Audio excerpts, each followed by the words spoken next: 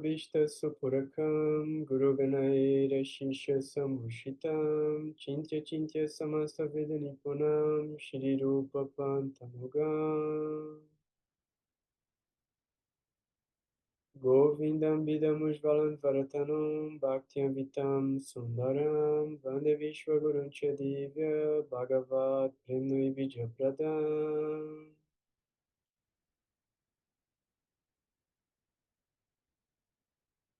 Om Gyanantimirandasya Gyanagyanam Shalakaya Shashuram Militam Yena Tasmai Shri Gurave Namaha Jai Gurudev, Jai Gurudev, Jai Gurudev. Saudações para todo mundo. Mais uma vez, fico muito feliz mesmo de estar abrindo o grupo e podendo trazer um pouco do conhecimento védico, um pouco do Jyotish, um pouco de alternativas filosóficas para viver em meio ao caos. Então, eu acho que é muito importante, né, a gente ter um espaço no dia da gente para trazer o estado de consciência para um lugar mais elevado. E isso é uma das coisas que a gente tenta estudar e tenta praticar dentro da escola que eu estudo, né, que é a consciência de Krishna, entendendo que Krishna é o todo atrativo. Krishna é a energia que atrai todas as energias para o próprio controle, e essas energias voluntárias e amorosas ao serviço para o centro. Então, quando a gente olha para o dia da gente vivido com consciência, a gente pensa, né? Eu posso oferecer o resultado de todas as coisas para Deus, eu posso oferecer o resultado de tudo que eu pensei, de tudo que eu fiz, de tudo que eu desejei hoje. Isso é uma oferenda a Deus. E mesmo assim, todos os resultados eles voltam para a gente. Então, dentro do estudo de astrologia, a gente sabe que tudo é karma. Tudo é karma. A gente olha para o mapa e o mapa é completamente karma. E é o karma resultante de todos os pensamentos, sentimentos, desejos e ações de todas as nossas vidas passadas somadas. Então a gente olha para o mapa da gente, basicamente, a gente olha para o mapa natal da gente e a gente fala, nossa, tanta coisa. Mas isso não é a casquinha da cebola. Isso não é uma prova do que a gente vai ter que viver a vida da gente toda. Então, na medida em que a gente mergulha no autoentendimento, no autoconhecimento, na autoanálise, a autoavaliação, e a gente entende que esse é o verdadeiro processo espiritual que Gurudeva deixou, de procurar pelos próprios defeitos e corrigir esses defeitos, sem procurar defeito em ninguém, sendo humilde, tolerante e oferecendo respeito para todo mundo, sem esperar respeito em troca. Então isso, né, é o que o Madhusudana Maharaj pediu para a gente decorar. O terceiro verso do Shikshastakam, Trinadapi Sunichena Tarora Risa Rishnuna Manina Manadena Kirtaniya Sadahari. Então, a gente precisa ser mais humilde do que uma palha na grama, mais tolerante do que uma árvore, e oferecer respeito para todo mundo sem esperar respeito em troca. E só assim a gente vai estar apto para cantar os santos nomes com um coração puro. Então, o processo de autorrealização, ele está em a gente entender onde a gente está. Então, quando a gente olha para o mapa, é literal. É um mapa. Mapa é a descrição de um território. E dentro da descrição de um território, o que é que a gente precisa para andar de um lugar para o outro? Uma bússola. Para orientar o norte. E a partir do norte, a gente saber olhar para o mapa e andar, navegar dentro do mapa. Então o Gurudeva falava, qual é esse norte para a gente? A sinceridade. Então, de acordo com a nossa sinceridade na busca espiritual, a gente vai estar alinhado com esse polo norte espiritual, magnético. E aí esse magnetismo, a força atrativa, é Krishna que está tentando trazer os servos perdidos de volta para casa. Então, é uma busca amorosa a todas essas consciências que estão espalhadas. Então, na medida, né, Krishna fala isso no Bhagavad Gita, na medida em que a gente se entrega à busca por ele também vem na nossa direção nessa busca. Então, é infinito o conhecimento transcendental. Mas ele se revela ao finito pelo próprio desejo. Então, o desejo dele de se revelar ao finito é o nosso desejo sincero de conhecer o infinito. Então, na medida da nossa sinceridade, ele se revela para a gente. E dentro da nossa prática espiritual, a gente vai recebendo essas gotas de néctar, que é o próprio conhecimento e o próprio êxtase. Então, a nossa alma, que é feita de Sat, Chit, Ananda, ela se percebe Sat, Chit e Ananda a partir dos processos de yoga. Mas o mais elevado de todos é Bhakti Yoga. Porque Bhakti revela a posição última da relação da alma com a transcendência, com a suprema personalidade de Deus. Então, quando a gente olha para o mapa da gente, a gente vai ver um monte de coisa que não é legal. A gente vai ver um monte de coisa realmente desagradável, que é o resultado dos nossos sentimentos, pensamentos, desejos, ações. E aí a gente vai ver aonde a gente carrega cada uma dessas coisas. E ao longo da vida, o trânsito dos planetas no céu vai trazendo essas memórias kármicas, esses marcadores afetivos, para que eles sejam ressignificados, para que a gente trabalhe com consciência e discernimento sobre eles, acima deles, para que a gente possa transformá-los. Então, a gente não é vítima, a gente não é vítima do nosso karma. Ah, eu sou vítima da minha mente. Eu sou vítima dos meus desejos. Eu sou vítima. A gente não é vítima de nada.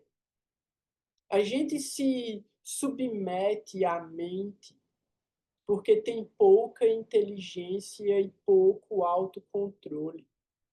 A gente não tem disciplina. E a gente não tem, de verdade, desenvolvido um sabor sofisticado sobre o que é realmente elevado. Porque Gurudeva dizia, uma gota de néctar é o suficiente para você rejeitar todas as coisas inferiores. Então quer dizer que a gente ainda não conhece esse néctar.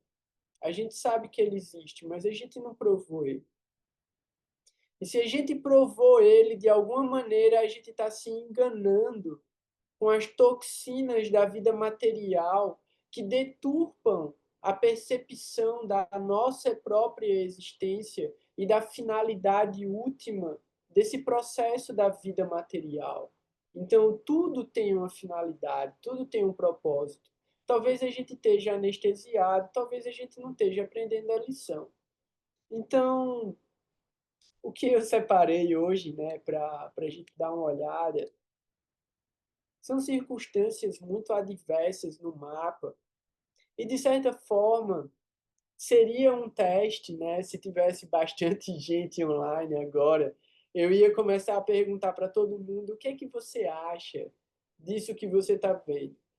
Então, eu já vou apontar, eu vou mostrar, e a partir disso a gente vai pensar algumas coisas. O que eu pensei da gente olhar hoje é Nitya Bangaraja Yoga. E Nitya Bangaraja Yoga é uma condição muito específica. É uma coisa muito, tipo, pontual matematicamente. Por quê? Porque, primeiro, o planeta, o Graha, ele precisa estar no signo da máxima debilidade. Então, de 12 signos, só existe um signo para cada planeta. Então, assim, é uma chance em 12. Então, é menos de 10% de chance do planeta estar no signo da máxima debilidade dele. Se ele tiver lá, já tem um karma implícito aí, que é a dignidade do planeta.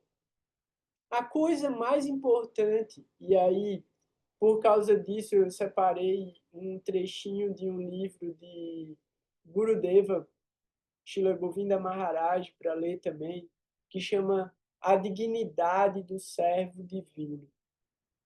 A dignidade é o mais importante. Se a gente entender o que é dignidade, a vida da gente está salva.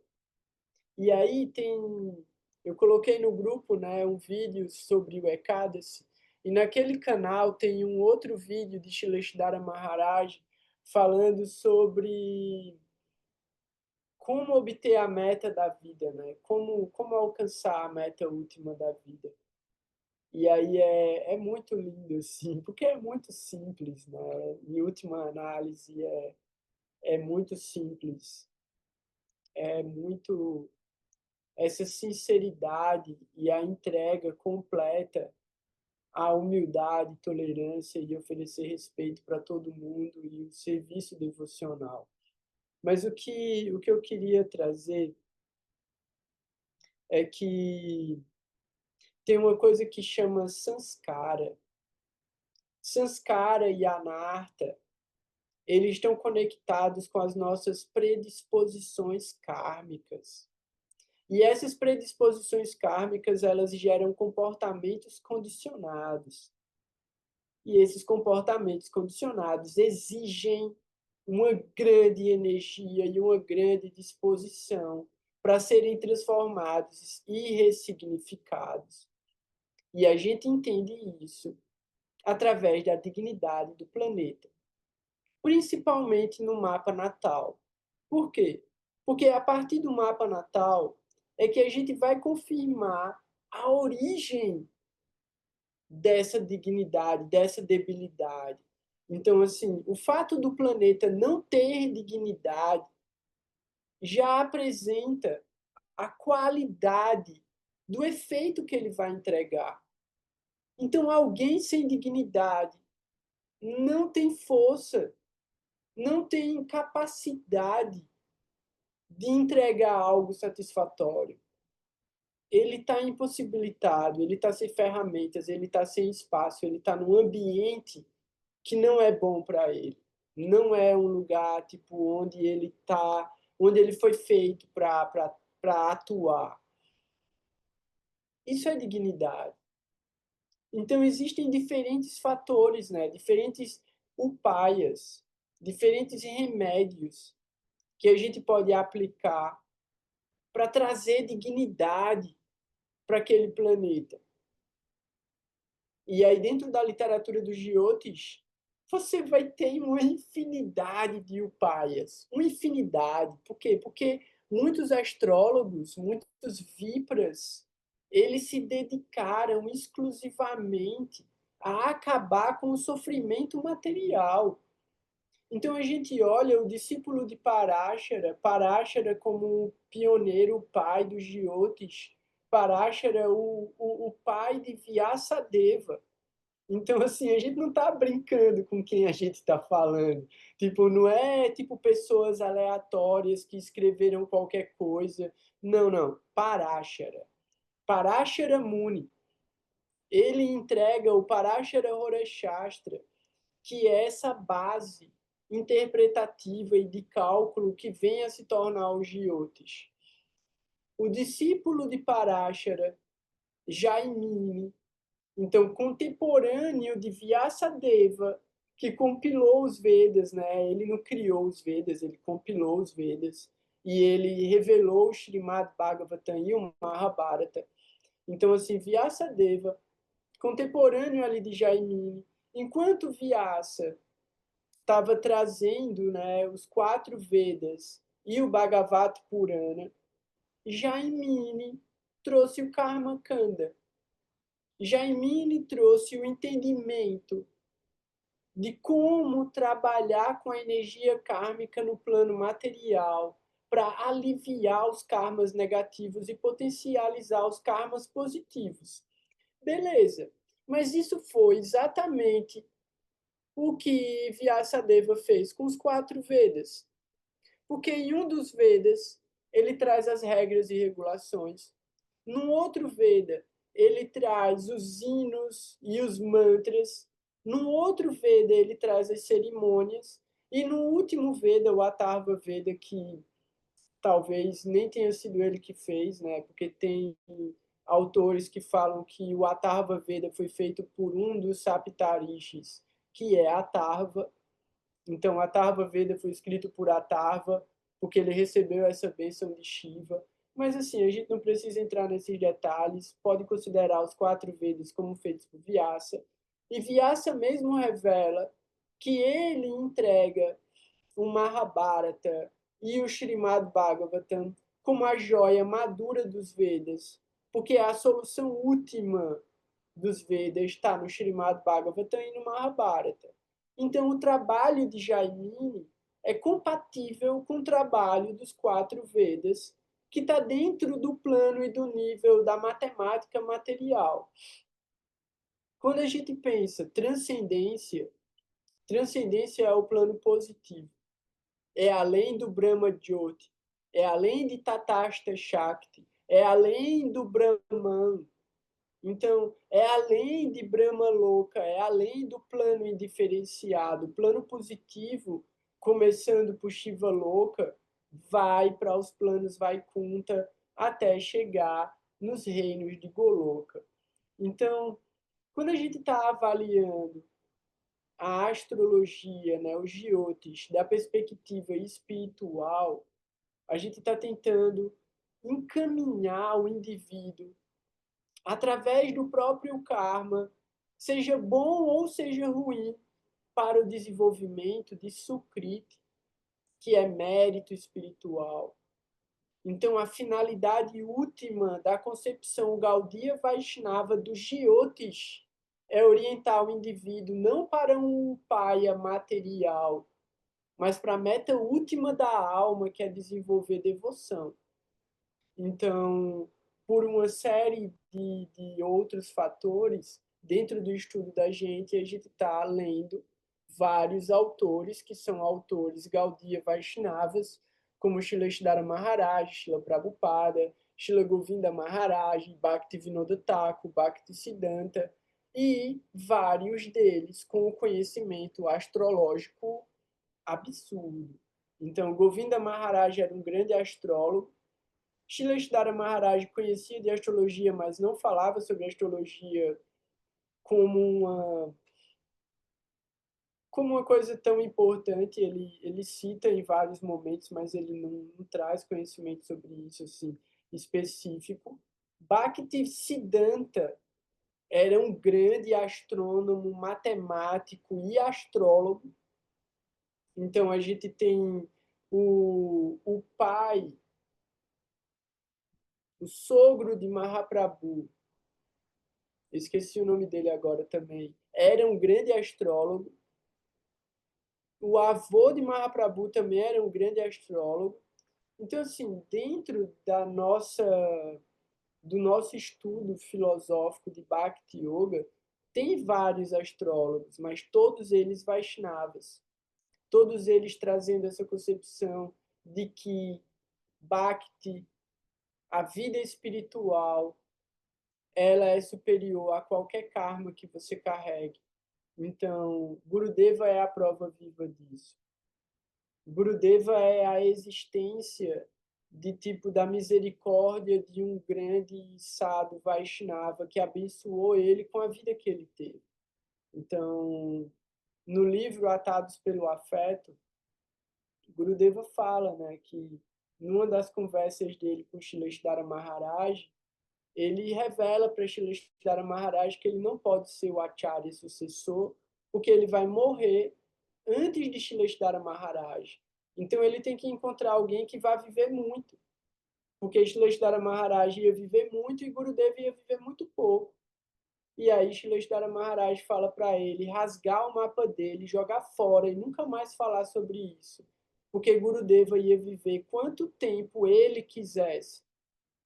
E aí Gurudeva viveu até os 90, 92 anos. E ele achava que ia morrer com menos de 50 anos.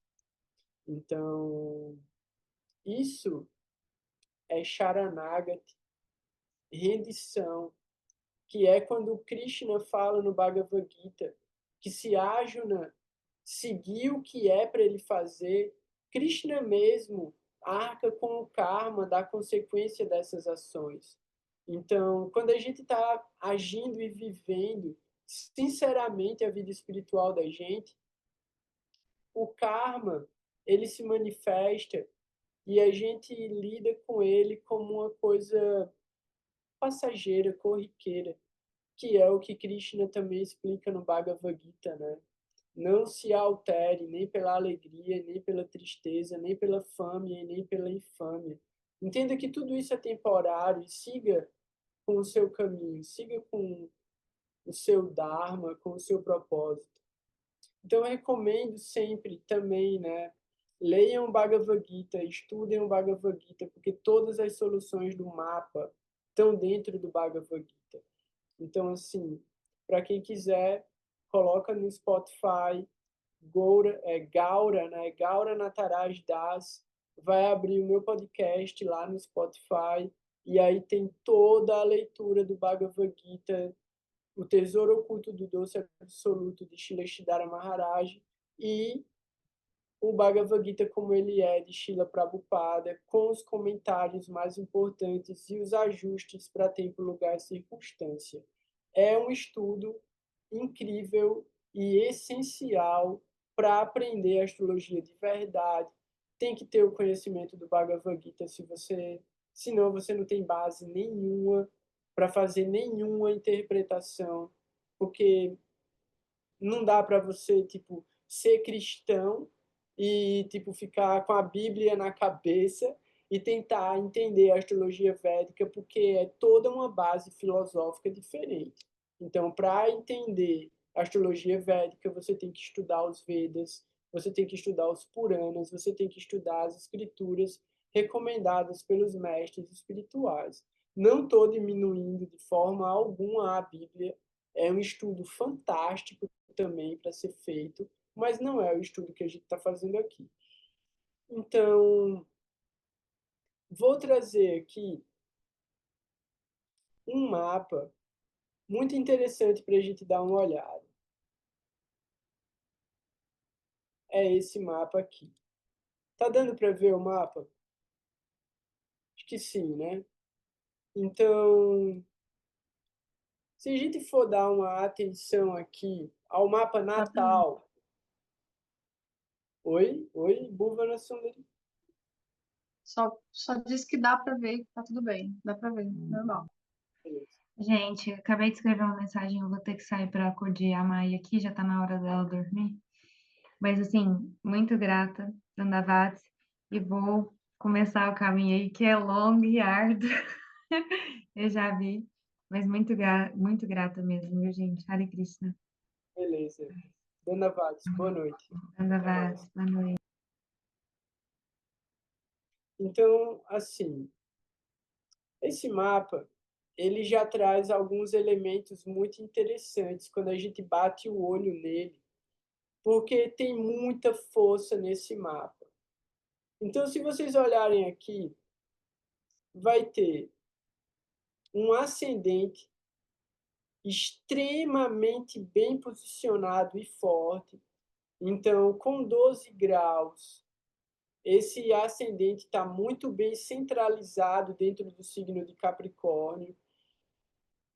E com Saturno, com 7 graus, aqui ele alcança uma exaltação chamada Shasha Mahapurusha Yoga, que é a exaltação de Saturno no próprio signo, numa casa Kendra. Aí a gente olha para isso e pensa, caraca, que fantástico, velho. Que incrível, tá ligado? Que bênção. Que ascendente forte esse. Que bom nascimento, né? Muito bom nascimento. Beleza. Eu não vou falar sobre Ketu. E aqui a gente tem um fator muito interessante, que é do lado de dentro de Rahu e Ketu. O lado de dentro de Rahu e Ketu. Rahu a cabeça, Ketu o corpo. Rahu anda e Ketu andam sempre no sentido anti-horário. Então, no lado de dentro, entre a cabeça e o corpo, está Saturno. Do lado de fora, estão todos os outros planetas. Então, isso é um detalhe. Eu não vou entrar aqui nessa análise direta de Rahu e Ketu, porque tem coisas mais importantes para a gente entrar aqui. O que eu queria dizer é o isolamento que esse Saturno está tendo aqui, porque ele está separado dos outros planetas por causa do eixo de Rahu e Ketu. Beleza, isso é um fator. Um outro fator aqui interessante da gente olhar é o seguinte: a gente tem um grande benéfico, Júpiter, numa casa maléfica, a casa 8. E aí a gente já começa a pensar, putz, isso é um problema. Porque, pô, um benéfico como Júpiter, numa casa maléfica, isso não vai dar resultado bom. E aí eu vou voltar para esse Júpiter ainda. Mas a gente vai para a casa seguinte, a casa 9. E aí a gente tem Vênus em Virgem para Capricórnio, que tem o regente Saturno. Vênus é o maior benéfico. E esse maior benéfico está no signo da máxima debilidade. Virgem. Aí a gente vai para a casa 10. E na casa 10, a gente tem uma coisa incrível, fantástica, um superposicionamento de Digbala. Força direcional aqui, surreal, absurda. Para quem? Para Marte e o Sol.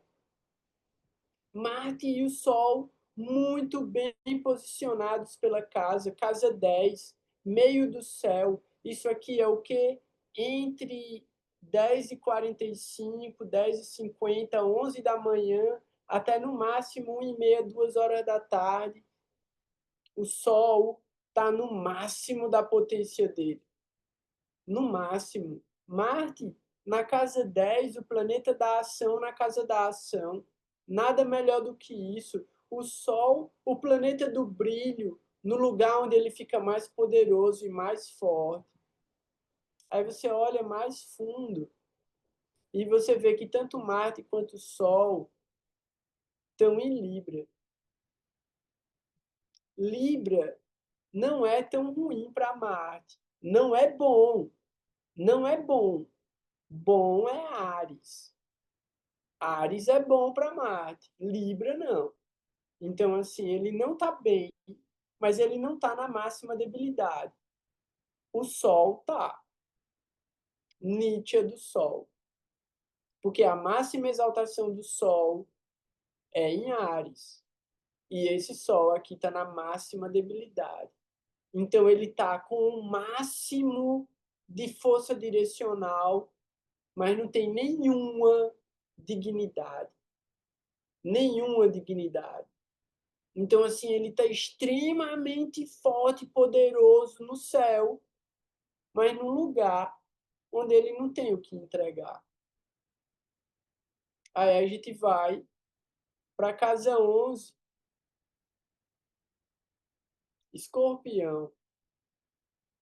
E aí a gente tem Mercúrio em Escorpião e a Lua. A mente, o intelecto, Mercúrio, o intelecto e a Lua, a mente. A relação entre eles não é boa. A relação entre a Lua e Mercúrio não é boa. A gente conhece essa relação por causa da história de Budi e Chandra. Então, Chandra, a Lua, é o pai de Budi, Mercúrio, mas rejeitou ele a vida toda. E por causa de Shani, o regente do ascendente, Chandra é obrigado a tratar Mercúrio bem e cuidar bem de Mercúrio.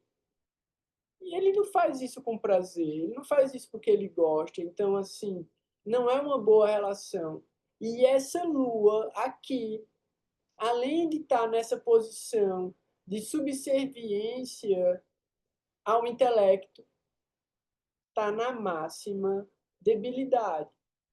Porque a máxima exaltação da lua é em touro. A máxima debilidade da lua é em escorpião. E aí você olha para esse mapa e você pensa, que doideira é essa? Que doideira é essa? Por quê? Porque o ascendente parece muito bom, mas ele está isolado. Isolado. E todos os outros grahas estão em posições complicadas, pô. Não tem,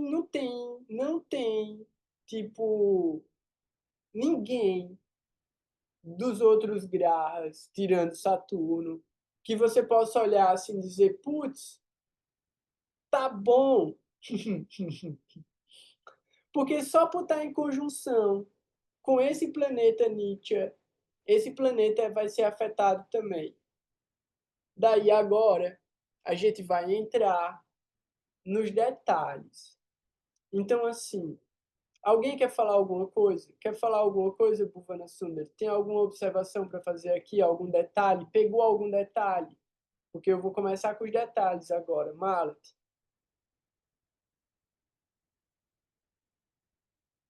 Então, Falou já. quem que descobre aqui os Nitya Bangaraja Yoga? Por quê? Por que Nitya Bangaraja Yoga? Tem o Nietzsche da Lua, por causa da debilitação em Escorpião. O Nietzsche do Sol, em Libra. E o Nietzsche de Vênus em Virgem. É o que eu entendi como Nietzsche. Para mim é isso aí. Mas Nietzsche, eu fico na dúvida de Júpiter na casa maléfica aí também. Não sei se isso configura Nietzsche. não, não. Nietzsche, Nietzsche significa máxima debilidade. Nitya Bangaraja Yoga significa que essa máxima debilidade foi anulada por algum fator externo. Então não é todo Nitya que é Nitya Bangaraja Yoga. Mas esse mapa, os três Nitya são Nitya Bangaraja Yoga. E aí isso que é muito maluco, porque você olha para o mapa e aí você pensa, que karma louco é esse karma dessa pessoa, velho? E assim, eu vou dizer logo, é uma pessoa muito bem de vida, uma pessoa que teve um nascimento muito bom, é um homem muito bem formado, e assim, um cara muito bonito. E já vou falar também, médico. E aí você pensa, caraca, de onde saiu a medicina para esse mapa, velho? Um médico. E aí, não vou trazer mais tantos detalhes, não. Primeiro fator, Júpiter. Júpiter está numa casa maléfica, mas rege outra casa maléfica, Sagitário, casa 12, Viparita Raja Yoga. Então, o efeito negativo desse Júpiter na casa 8 é anulado e transformado. E a relação com a casa 12 faz essa pessoa um bom cirurgião. Por quê? Porque a casa 12 fala sobre internação, a pessoa vai ficar internada, e a casa 8 fala sobre o que está escondido dentro da gente, principalmente questões do sistema reprodutivo, sistema excretório, então fala sobre câncer também, fala sobre doenças que surgem do nada e desaparecem do nada. Então, muitas vezes, um apendicite, uma crise de vesícula, pedra nos rins, então coisas que precisam de um tipo de contundência, né? Tipo de uma coisa que seja concreta e pragmática. Qual é o signo mais concreto e pragmático? Capricórnio. Qual é o planeta que entrega o resultado concreto, pragmático? Saturno. Qual é a posição de alguém que está servindo, mas não brilha? O médico, ele tá escondido lá, velho. Ele tá, tipo, dentro da sala cirúrgica. E aí, quem é o cirurgião? O cirurgião é Marte, a agressão, o sangue, o corte. E, dentro das regras da astrologia, o Sol é um planeta da medicina. Júpiter é um planeta que traz o conhecimento apropriado para solucionar problemas. E aí eu estou falando só agora sobre Júpiter e a relação de Júpiter da casa 8 com a casa 12. E aí você vê, pô, Júpiter na casa 8, ele vai amplificar as características da casa 8. Ele vai amplificar esse lugar de mexer com coisas desconhecidas, de mexer com coisas que estão escondidas. As doenças estão escondidas dentro da gente, esperando o momento de eclodir, de se manifestar. Então, isso é a casa 8. Beleza. Uma outra coisa que está dentro da gama de possibilidades desse indivíduo. Vênus em Virgem. O cara, caraca, não entendi, velho. Tipo, Vênus é o melhor amigo de Saturno. Ele tá trazendo um grande mérito espiritual para essa casa 9. Mas é um mérito espiritual baseado em quê? Porque aqui é a debilidade para Vênus. Porque em Peixes, que é a máxima exaltação, é o lugar onde Vênus dá mais prazer. Virgem não é prazer. Virgem é serviço. Virgem é tipo entregar o que você tem de melhor. E muitas vezes, em desequilíbrio, é exigir o que há de melhor. E é aqui onde pode haver um efeito positivo e um efeito negativo. Por quê? Porque esse Vênus aqui dá para a pessoa a qualificação de encontrar defeito em tudo. Porque Vênus é a sofisticação, Vênus é o detalhe, Vênus é o luxo, Vênus é a beleza, Vênus é o tipo o que há de mais exuberante na beleza, no prazer. Em Virgem é o detalhismo, a sensibilidade, o que há de mais metódico. O que é que encaixa aqui? Cirurgia plástica. Mas que tipo de cirurgia plástica? Reparatória. Para mulheres que possam ter passado por algum tipo de trauma, por algum tipo de lesão, pela necessidade da restauração de alguma parte do corpo por causa de um câncer. para trazer a adequação. Por quê? Porque a pessoa tem a capacidade de enxergar o que é ruim e mudar o que é ruim. Porque Vênus é a beleza, o afeto, a ternura e a regeneração. Então a pessoa tem a capacidade de regenerar aquilo que não está bom, desde que ela queira se colocar nesse lugar do serviço, de querer fazer a restauração, de querer fazer esse processo de ressignificação traumática. Porque a pessoa também vai ter muita habilidade técnica para trabalhar com cirurgia plástica e estética. Por quê? E aí é onde está o quê da questão, né? Aonde a gente entende esse sol, e aí é o outro Nietzsche desse mapa, né? Então, tipo, de onde sai a energia desse sol? De onde a gente entende que esse sol possui dignidade para fazer algo bom realmente, e não simplesmente buscar por uma posição de brilhar, já que ele se sente fraco e debilitado e sem dignidade. Aí é onde a gente olha para o Navamsha. O Sol e Marte em Áries no Navamsha, no ascendente do Navamsha. Então tem muito mérito espiritual aqui. Tem muita força e muita exaltação vindo do plano transcendental para esse indivíduo. Mas no plano material, ele não veio para ser esse superstar. Por quê? Porque o Sol e Marte, num ascendente em Áries, a pessoa vai querer ser o superstar, vai querer brilhar a qualquer custo. Então, se não fosse essa debilidade do Sol em Libra, a pessoa ia realmente querer ser o superstar e não servir.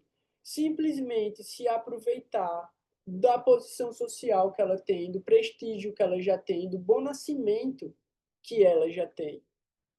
Então, aqui, essa debilidade do Sol é anulada pela exaltação, pela máxima exaltação do Sol no Navamsha. E só um detalhe: Áries, Saturno fica na máxima debilidade em Áries, mas tem um pada em Áries que manda Saturno para a máxima exaltação no Navamsha, que é em Libra. Então, o Nietzsche de Saturno em Áries é anulado por causa do Navamsha. Outro detalhe fantástico aqui. Para o ascendente Capricórnio e Aquário, o Sol é maléfico. O Sol é um maléfico natural para quem é regido por Saturno. O Sol, no ascendente Capricórnio, é o regente da casa 8, que é uma casa maléfica. Então, olhar para o Sol no mapa natal debilitado, para esse ascendente que é regido por Saturno, é bom, porque torna a pessoa pragmática, verdadeira, concreta, e não simplesmente alguém que só quer aparecer, quer honra, quer glória e quer prestígio. Então, o Drishti que Saturno envia para a 10ª casa a partir dele, nesse mapa, vai para cima de Marte e do Sol também. Então, isso é mais um fator positivo que favorece os resultados dessa casa 10. Então, assim, a casa 8, a gente olhou, caraca, que problema. Não, não é um problema, é massa. A casa 9, caraca, Vênus, Nietzsche, não, Vênus está bem. Por quê? Porque ele pode trazer devoção e um serviço elevado para o sagrado feminino. Principalmente em um trabalho relacionado com mulheres. Por quê? Porque a casa 10 é Libra. regida por Vênus. Então, há um serviço espiritual a ser feito com a energia feminina. Por causa disso, esses planetas masculinos, fortes, agressivos, de fogo, estão juntos num signo onde ele não tem força. Então, essa pessoa, ela veio não para esse lugar de ser o protagonista, de ser o herói, de ser o famoso. Não, ele veio para o lugar de colocar os méritos dele a serviço, de se colocar a trabalho. Fala aí, Bhuvana Sundar.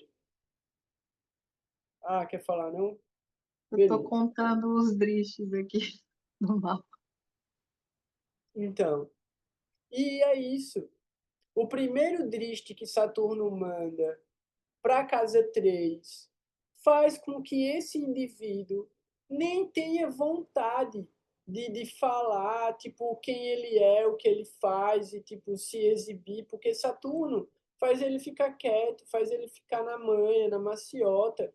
O problema aqui é o Shakti Drishti, que Saturno manda para a casa 7 e afeta a profundidade emocional e a entrega para o relacionamento. Porque aí tem um outro fator a se considerar aqui também, que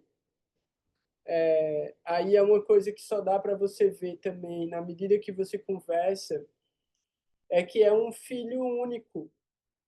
Então é uma pessoa que não teve irmãos, só teve irmãs. Então ele não teve que dividir a atenção dele com ninguém. Aí é onde entra essa lua. A lua em Escorpião é muito mais protetora do que em Câncer. Então, essa mãe foi extremamente protetora, foi extremamente cuidadosa, tipo, deu muita atenção, realizou todos os desejos dele, porque é a casa 11, a casa dos desejos. Então, a mãe literalmente não tinha força para negar os desejos do filho. E quando ele olha para a casa 7 dele, que é a casa de relacionamento e é o signo de Câncer, ele sabe muito bem o que ele quer. Ele não quer ninguém dependente afetivo dele. Ele não quer ninguém cobrando nada dele. Ele não quer, tipo, nenhuma, tipo, fragilidade emocional, nem nada do tipo. Por quê? Porque ele já superou todas essas coisas. A estrutura emocional afetiva dele é a estrutura de alguém que quer ser cuidado. Não está se colocando no relacionamento voltado para o outro. Está se colocando como uma continuidade da própria vida familiar que ele trouxe. Então, aqui, a pessoa que vai entrar no relacionamento com ele tem que ter uma mentalidade muito tradicional, uma mentalidade muito caseira, muito cuidadosa, muito voltada para a família. Então, assim, mas uma pessoa que seja independente também, uma pessoa que tenha o próprio rolê, que realize os próprios desejos e que esteja disposta a compartilhar de alguns momentos e de alguns tipos períodos de felicidade com essa pessoa. E aí, por que eu estou falando isso? Vênus é o Dara Karaka desse mapa. E esse é um problema para esse mapa. Por quê? Porque coloca um indivíduo muito voltado para um conceito estético, superfície. Então a pessoa, ela se atrai pela superfície, mas no segundo passo, ela já começa a encontrar os defeitos. Por quê? Porque não tem abertura emocional. Essa lua, e é aí onde a gente entende, né? Tipo, de onde vem a anulação da debilidade dessa lua na casa 11? Do Navamsha, porque a lua é Vargotama. No Navamsha, a lua está em Escorpião também. Então, a debilidade está anulada, mas o que é o efeito que essa debilidade anulada dá para um indivíduo? Firmeza emocional. Dificilmente ele vai abrir mão das coisas que ele já acredita, que ele sente, que ele realizou. simplesmente para satisfazer o desejo e a imaturidade emocional de uma outra pessoa. E a questão aqui é possessividade, controle, ciúme e desejo muito forte, associado ao aspecto estético superficial de Vênus, porque aí a gente olha, Vênus está debilitado, a debilidade está anulada, mas ele está no signo dele, não tem dignidade. Então, o que é que esse Vênus tem para entregar? Superficialidade, estética. Então, no lugar de relacionamento, que é onde a gente vê a relação de Vênus como um Dara Karaka, para essa pessoa ter um bom relacionamento afetivo, ela precisa encontrar alguém que esteja na mesma busca espiritual que ela e disposta a realmente se aprofundar e viver essa vida espiritual. Senão, o relacionamento não vai dar certo. A pessoa pode casar, a pessoa pode até ter filhos, porque Vênus é o regente da casa 5, a casa de filhos, e aí esses filhos podem vir como uma prova desse karma da pessoa não ter dado profundidade emocional à vida dela, porque é a oposição da casa 11, que é a casa dos desejos. Então, precisa haver um desejo sincero dessa lua de querer viver o amor, o afeto e a ternura de verdade.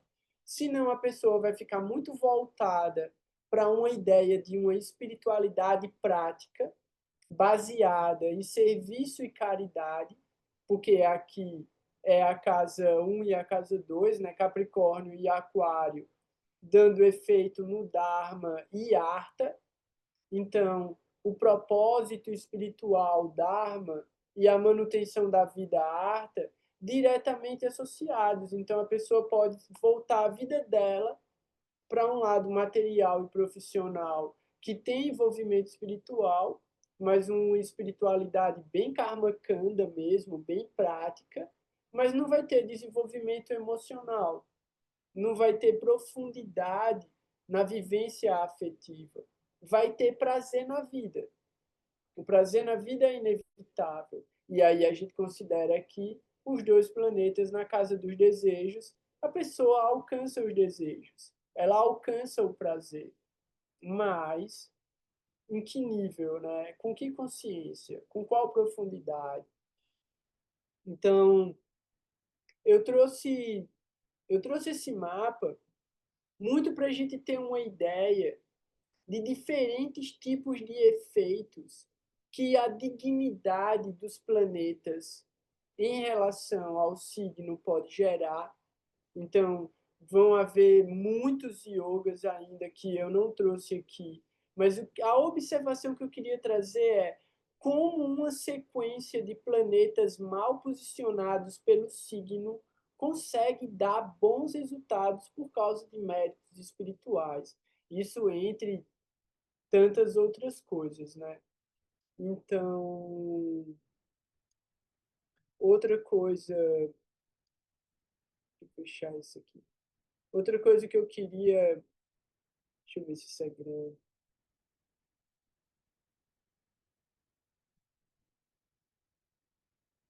Pô, é um trechinho da dignidade do servo divino que eu vou colocar o livro no grupo. O que eu queria ler aqui é, cadê?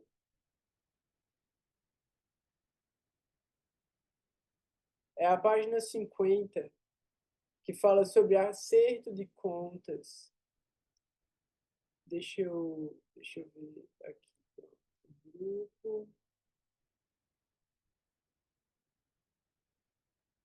Qual é o livro? A dignidade do servo divino. Eu coloquei agora no grupo do WhatsApp.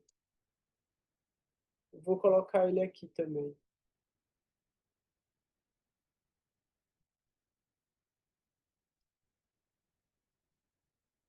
E aí, é muito legal esse capítulo todo, mas eu vou ler só um pedacinho aqui que fala muito sobre sobre essa questão, né, de a gente viver a vida espiritual da gente, né, tipo, sem julgamento. Então, é literalmente isso. Jai Shri Gurudeva Ki Jai. Acerto de contas. O maior perigo no cultivo de serviço devocional é Vaishnava aparada. Vaishnava aparada é quando a gente comete ofensa a algum outro devoto. Não devemos ser rápidos em julgar outros como não Vaishnavas, por observar suas atitudes. Às vezes, vemos que dois devotos podem até brigar num humor bem irado. O Mahabharata relata que, às vezes, Yudhishthira ficava muito zangado e insultava a Arjuna. Uma vez, ele disse furioso a Arjuna: "Você é tão poderoso e tem tantas boas armas inigualáveis a qualquer outra. Por que então não consegue matar Karna? Por que se preocupa em levar seu arco Gandiva nas mãos, se não pode matá-lo? Jogue-o fora." Arjuna tinha feito uma promessa de que mataria qualquer um que insultasse o seu Gandiva. E ao ouvir essas palavras, pegou no seu arco imediatamente para separar a cabeça do corpo de Yudhishthira. Yudhishthira é o irmão mais velho dele. Krishna estava presente na hora e disse: "Arjuna, não seja tolo. O que está fazendo?" Arjuna respondeu: "Não estou fazendo isso por inveja, mas é uma promessa que fiz de que mataria quem insultasse meu arco Gandiva. Fiz essa promessa e sou um kshatriya. Portanto, quem quer que seja, mesmo minha mãe ou meu pai, devo matá-lo, e é por isso que vou matar Yudhishthira." Aí Krishna disse: "Então, deixe seu corpo, mas não mate seu irmão. Morra se necessário, mas porque está pronto a matar seu irmão, você é um tolo e não sabe o que é religião." Arjuna refletiu e aceitou imediatamente. Sim, essa é uma solução possível. Eu morrerei. Acumularei muita reação pecaminosa se matar meu irmão. Por isso preciso morrer. Então ele disse a Krishna: "Eu morrerei." Krishna respondeu: "Sim, você está sendo sensível agora. Faça isso." Arjuna pegou sua arma novamente para se matar, mas Krishna segurou sua mão e disse: "Oh, quanto mais vou ter que lhe ensinar? Será que será possível ensinar tanto numa vida apenas?" Arjuna disse: "Qual é o problema agora? Decidimos que a melhor solução seria que eu morresse, e por isso estou me preparando." Krishna fala: "Sim, você morre, mas existem 8 tipos de morte, e uma delas é a autoglorificação. Você pode morrer dessa forma. Outro tipo de morte é insultar alguém. Portanto, Yudhishthira estará morto se você o insultar. Por isso, por que está usando suas armas? Use sua língua em vez delas. Ela também é uma arma." Arjuna, então, glorificou a si mesmo entusiasticamente para Yudhishthira, proclamando suas gloriosas atividades em batalhas e, ao mesmo tempo, insultou Yudhishthira ferozmente. "Eu fiz todas essas coisas, mas o que você fez? Você só ficou sentado em seu trono nos dando ordens. Você nem sabe o que é um campo de batalha." Yudhishthira desmaiou e Krishna instruiu Arjuna: "Agora vá, toque seus pés e explique por que você fez o que fez. Desculpe-se e tudo ficará bem." Isso é harmonia e acerto corretos. Portanto, devemos tentar seguir esse humor Sempre que virmos devotos brigando, não podemos dizer imediatamente que ambos não são devotos. Devemos considerar primeiro a causa da perturbação e considerar todas as circunstâncias. Somente depois é que poderemos tomar o partido correto da ação. Essa é a nossa obrigação. Então, isso era o que eu estava falando sobre dignidade, né? Então, o quanto é importante a gente entender sobre a dignidade e saber recuperar a nossa dignidade quando a gente perde ela também. Então, eu achei fantástico assim esse trecho. E aí o outro trecho logo na sequência é muito legal e eu não vou ler, porque a pergunta é a seguinte. Eu vou deixar vocês lerem porque agora eu já compartilhei o livro. É certo que um devoto vai nascer na próxima vida como um devoto?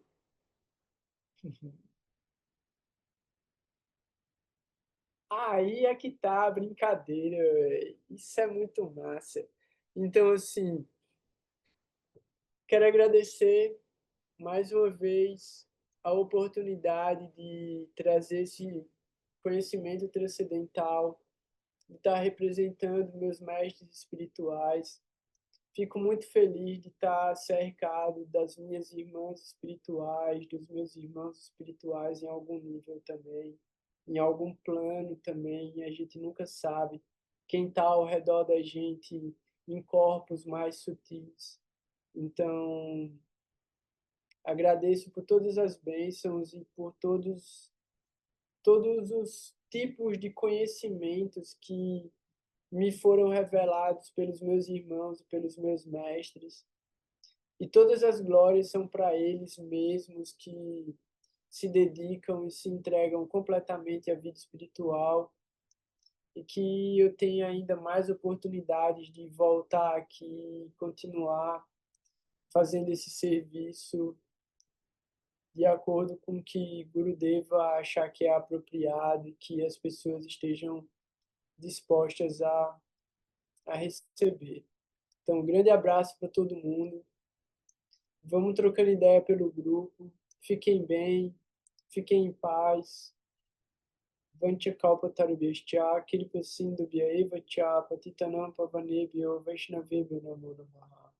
Om Gyanantimirandasya Gyana Gyanam Shalakaya Chakshurumilitam Yena Tasmai Shri Gurave Namaha. Jai Gurudev, Jai Gurudev, Jai Gurudev. Boa noite, bom descanso para vocês. Desculpa esticar tanto, ficar até tão tarde. Até mais. Tchau.